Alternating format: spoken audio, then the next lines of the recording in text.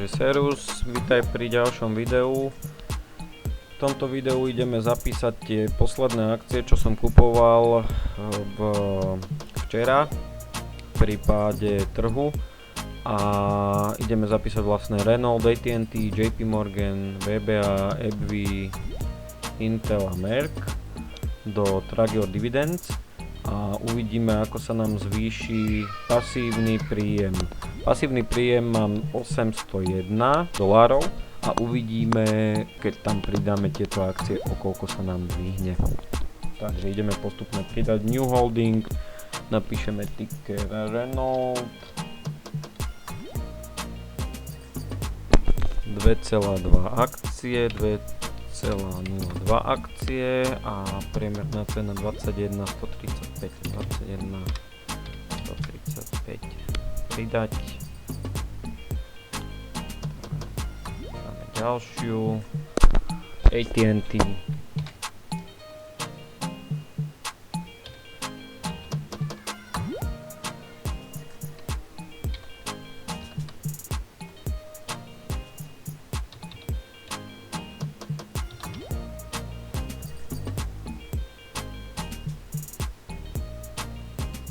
Takto si vlastne popridávam teraz všetky.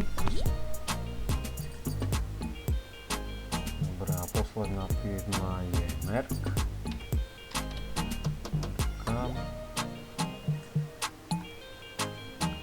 Akcií máme 0,66 USA a otvorené pri 75,68. 5,68. Treba tam dávať teda tú bodku medzi to, add, pridá mi to a ako vidíš, včerajší nákup mi zdvihol o $17 môj ročný pasívny príjem. To znamená, že viac ako $1,5 zarobím za mesiac viac vďaka tomuto nákupu. Kdežto, keď tie akcie ešte plus budú rásť, že aj tie dividendy, aj hodnota tých akcií pár rokov mal cez 1000, ale budem to dokupovať a verím, že tú 1000 prekonám o dosť skôr. Takže ďakujem, že ste pozerali toto video, daj like k tomuto videu, ak sa ti ľúbilo, daj odoberať, pokiaľ ešte nemáš, poprípade zdieľaj toto video, nech to vidí čo najviac ľudí. Ďakujem veľmi pekne a vidíme sa pri ďalšom videu. Servus.